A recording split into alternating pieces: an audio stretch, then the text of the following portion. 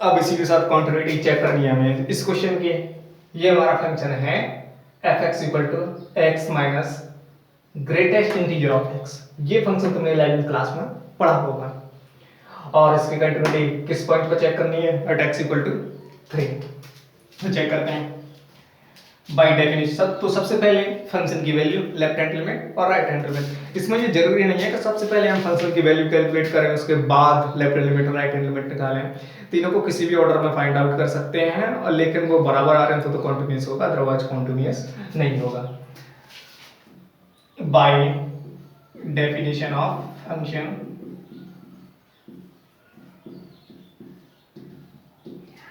f of 3 की value क्या होगी यहां से? 3 माइनस ग्रेटेस्ट इंटीजर ऑफ 3। अब इसके बारे में आपको पता होना चाहिए कि जब ग्रेटेस्ट इंटीजर फंक्शन में किसी इंटीजर को पुट किया जाता है तो हमें वैल्यू क्या मिलती है? इंटीजर। तो 3 माइनस इससे भी वैल्यू हमें क्या मिलेगी? 3 माइनस 3 इक्वल टू कितना होगा? 0। तो फंक्शन की value at x equal to 3 पे कितनी आई? 0। लेफ्ट हैंड लिमिट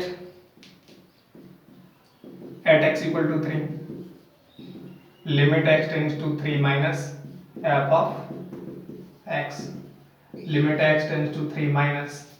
अब fx की जगह ये फंक्शन है, फंक्शन को पुट करो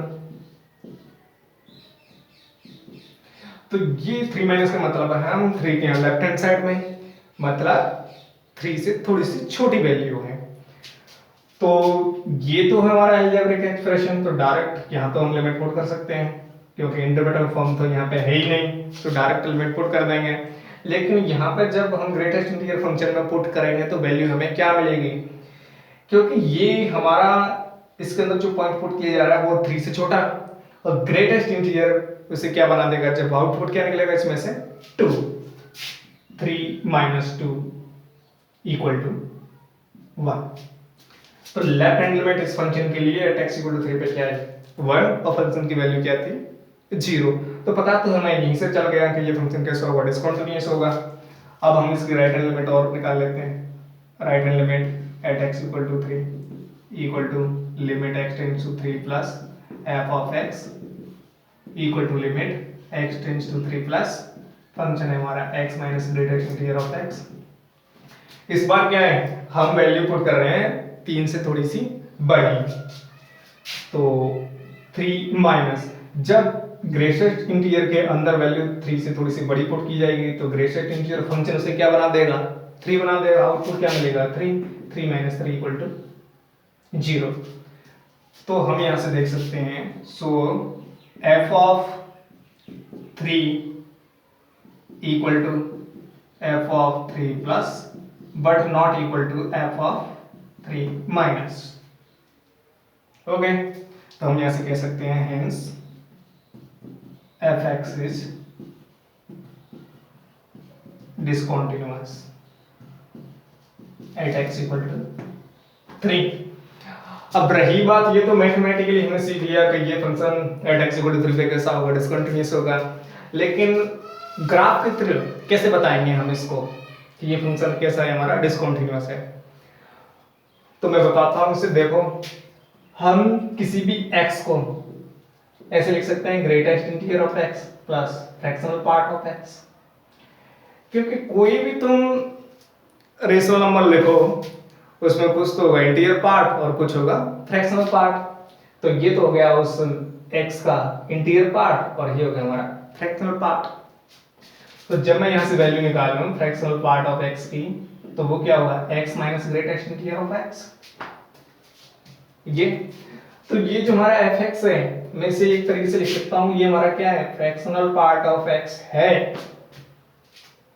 ओके, और fractional part function integer point पे कैसा होता है? It is continuous. इसका curve, fractional part of function का कर्व होता है कुछ इस तरीके से। ये पॉइंट मान लेता हूं 1, ये 2 और ये 3। ये क्योंकि इस फ्रैक्शनल पार्ट फंक्शन की मैक्सिमम वैल्यू मिल सकती है 1।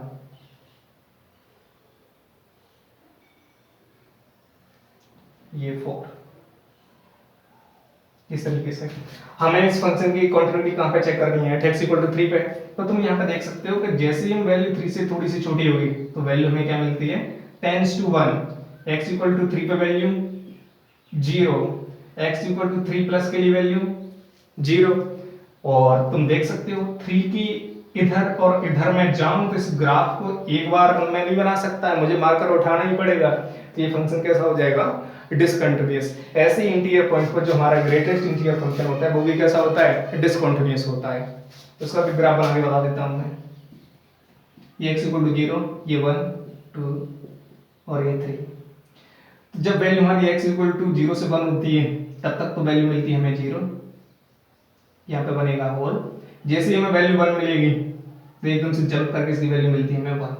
ग्राफ यहाँ से स्टार्ट होगा और 1 से लेकर के 2 तक वैल्यू हमें मिलती रहेगी 1। जैसे ही 2 पर पहुंचेंगे वैल्यू एकदम से जंप होकर के मिलेगी हमें 2। ग्राफ कुछ इस तरीके से बनेगा ये। तो तुम देख सकते हो जैसे इंटीरियर पॉइंट आता है ये फ्रैक्शनल पार्ट फंक्शन, ये ग्राफ है f(x) equal to fractional part of x का, और ये हमारा कर्व है f(x) equal to greatest interior of x का। तो इंटीरियर आती ये दोनों फंक्शन कैसे हो जाते हैं, डिसकंटिन्यूअस। तो जब भी तुम्हें जेईई मेंस एडवांस में इस टाइप के क्वेश्चन करने होते हैं तो उनके बारे में चिट पता होना चाहिए। कॉन्सेप्ट पता होगा तो डायरेक्ट हम देखते ही बता देंगे कि फंक्शन कॉन्टिन्यूअस होगा डिसकंटिन्यूअस होगा। और बोर्ड में तो कैलकुलेशन करके हमें बताना पड़ेगा, तो इस तरीके से बताना होगा, वैसे हम डायरेक्टली बता सकते हैं। ओके।